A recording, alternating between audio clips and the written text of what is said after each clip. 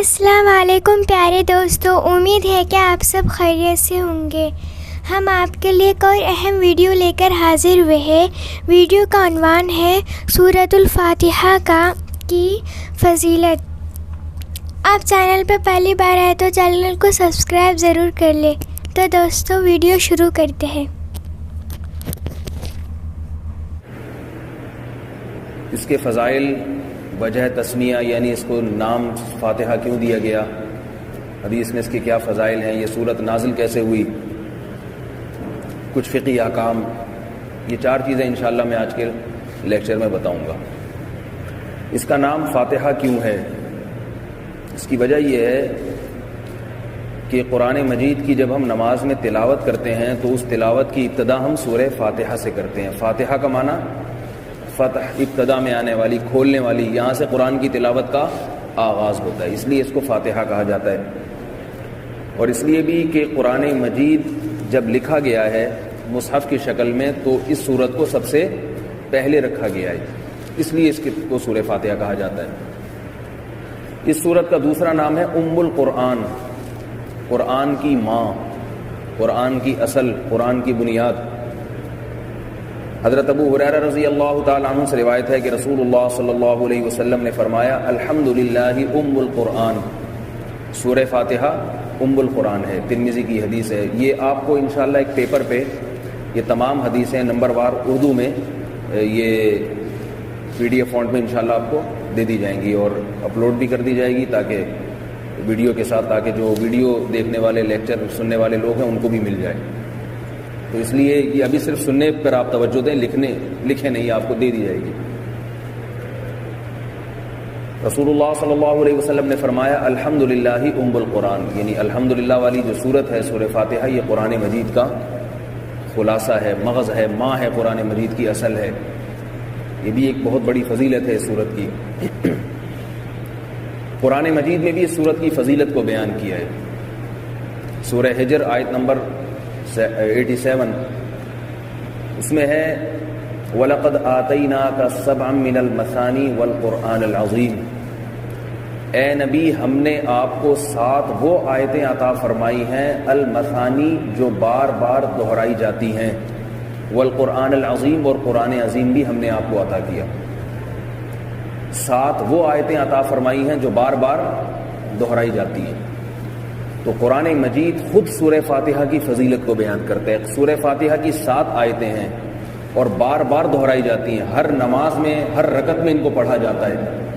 تو یہ خود ایک بہت بڑی فضیلت ہے اس سورت کی کہ اللہ خود اس کی یہ شان بیان کر رہے ہیں کہ یہ وہ سورت ہے جو 1-2 دفعہ پڑھنے سے کام نہیں چلے گا، بار بار پڑھو گے۔ بلوغت سے لے کے جب سے ہم نماز شروع کرتے ہیں مرتے دم تک، جب تک نماز پڑھتے رہتے ہیں، 50 سال، 60 سال، 70 سال، 80 سال، ہر نماز میں، ہر رکعت میں پڑھتے چلے جاتے ہیں۔ کوئی مسلمان پوری زندگی میں شاید کوئی کلام اتنا نہ کرتا ہو جتنا وہ سورہ فاتحہ کا تکرار کرتا ہے۔ یہ بھی اس سورت کی فضیلت ہے۔ یہ تو قرآن مجید میں اللہ تعالیٰ نے فضیلت بیان کی۔ سعید ابن جبیر مشہور تابعی ہیں، حضرت عبداللہ ابن عباس جو بڑے مفسر قرآن ہیں ان سے روایت کرتے ہیں کہ رسول اللہ صلی اللہ علیہ وسلم کے پاس جبریل علیہ السلام جو وحی لے کر آتے تھے بیٹھے ہوئے تھے کہ آپ صلی اللہ علیہ وسلم نے ایک زوردار آواز سنی۔ حضرت جبریل نے فرمایا، وحی لے کر آئے، جبریل نے آپ صلی اللہ علیہ وسلم پر وحی کی اور فرمایا ابشر بنورین قد اوتیتہما لم یؤتہما من قبل امۃ یا لم یؤتہما نبی قط، کہ اے محمد صلی اللہ علیہ وسلم میں آپ کو خوشخبری دیتا ہوں 2 ایسی صورتوں کی، 2 ایسی وحیوں کی جو صرف اور صرف آپ کو دی جا رہی ہیں، آپ سے پہلے کسی نبی پر یہ والی آیتیں نازل نہیں ہوئی، اور یہ نور ہیں، روشنی ہیں آپ کی امت کے لیے۔ وہ کون سی؟ ایک تو سورہ فاتحہ اور دوسری سورہ بقرہ کی آخری آیات آمن الرسول بما انزل الیہ من ربہ والمؤمنون۔ یہ بھی اس سورت کی فضیلت ہے کہ اللہ تعالیٰ نے رسول اللہ صلی اللہ علیہ وسلم کو خوشخبری دی جبریل علیہ السلام کی زبان کے ذریعے کہ آپ کو دو نوروں کی خوشخبری قبول کریں. آپ دو نور کی، دو روشنیوں کی، ایک سورہ فاتحہ اور دوسری آل بقرہ کی آخری آیات. اور فرمایا کہ ان جیسی صورت کسی پیغمبر کو اللہ نے عطا نہیں کی ہے. بہت بڑی فضیلت ہے. ایک اور فضیلت اس صورت کی حدیث میں آتا ہے. رسول اللہ صلی اللہ علیہ وسلم نے ارشاد فرمایا قسمت الصلاۃ، صحیح بخاری کی حدیث ہے. نبی صلی اللہ علیہ وسلم نے فرمایا کہ اللہ تعالیٰ ارشاد فرماتے ہیں، اس حدیث کو حدیث قدسی کہتے ہیں، جس میں بات اللہ کی ہو اور بیان کرنے والے نبی ہو. نبی صلی اللہ علیہ وسلم نے فرمایا کہ اللہ تعالیٰ فرماتے ہیں کہ میں نے نماز کو اپنے اور اپنے بندے کے درمیان تقسیم کر دیا ہے. قسمت الصلاۃ بینی و بین عبدی، میں نے نماز تقسیم کر دی ہے اپنے اور بندے کے درمیان. وہ کس طرح سے کہ اذا قال العبد الحمد للہ رب العالمین، جب بندہ سورہ فاتحہ کی تلاوت کرتا ہے اور کہتا ہے الحمد للہ رب العالمین، تمام تعریفیں اللہ کے لیے جو تمام جہانوں کا پالنے والا ہے، تو اللہ یہ بات سن کے اتنا خوش ہوتے ہیں کہ فرشتوں سے کہتے ہیں حمیدنی رب عبدی، میرے بندوں نے میری تعریف کی ہے، حمد و ثنا کی ہے. جب انسان کہتا ہے الرحمن الرحیم، بڑا مہربان نہایت رحم کرنے والا، اللہ اور خوش ہوتے ہیں.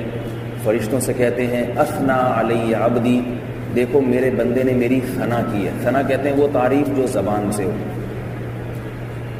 پھر جب انسان کہتا ہے مالکی یوم الدین، روز جزا کا مالک، تو اللہ اپنے بندوں سے کہتے ہیں مجدنی عبدی، میرے بندے نے میری کبریائی اور بزرگی کو بیان کیا ہے، میرے مرتبے کو بیان کیا. کتنا بڑا مرتبہ ہے کہ روز جزا کا تنہا مالک ہوگا. تو حدیث میں کیا بتایا جا رہا ہے کہ اللہ ہم جب نماز میں سورہ فاتحہ کی تلاوت کرتے ہیں، اللہ بہت غور سے سنتے ہیں اسے. ایک ایک لفظ پہ ہم کہتے ہیں نا کہ فلاں ہر بات پہ کمنٹس دیتا ہے، تو اللہ ایسا ہی نہیں بلکہ ایک ایک لفظ پہ اللہ تعالیٰ جواب دیتے ہیں اور فرشتوں سے کہتے ہیں کہ یہ دیکھو کیا ہو رہا ہے.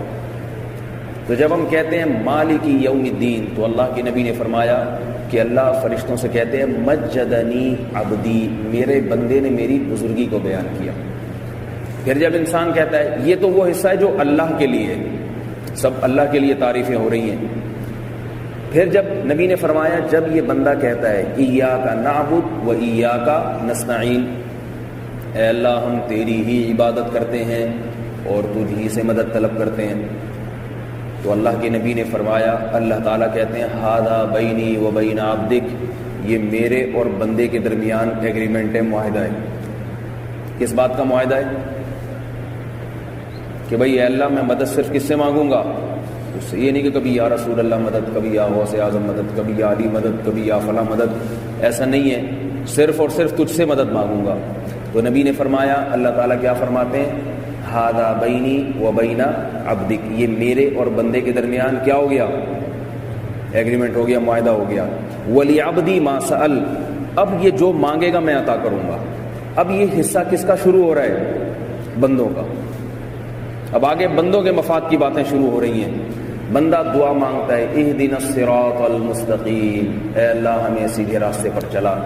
اس نے دعا مانگنے کے قوائف پورے کر لیے. دعا کی قبولیت کے لیے اللہ کے ہاں جو قوائف ہیں وہ قوائف اس نے پورے کر لیے. اس لیے نبی نے فرمایا کہ اللہ تعالیٰ فرماتے ہیں وَلِعَبْدِي مَا سَأَلَ، میرے بندے کے لیے وہ ہے جو یہ مانگے گا. اب مانگنے کا اللہ نے خود حکم دے دیا، یہ مانگو. ہم پہ چھوڑ دیتے، ہم پتہ نہیں کیا کیا مانگنا شروع کر دیتے. میں اب کہتا نہیں ہوں کہ ہم کیا مانگتے، ابھی آپ کو سب کو پتہ ہی ہے کون کیا مانگتا ہے اللہ تعالیٰ سے.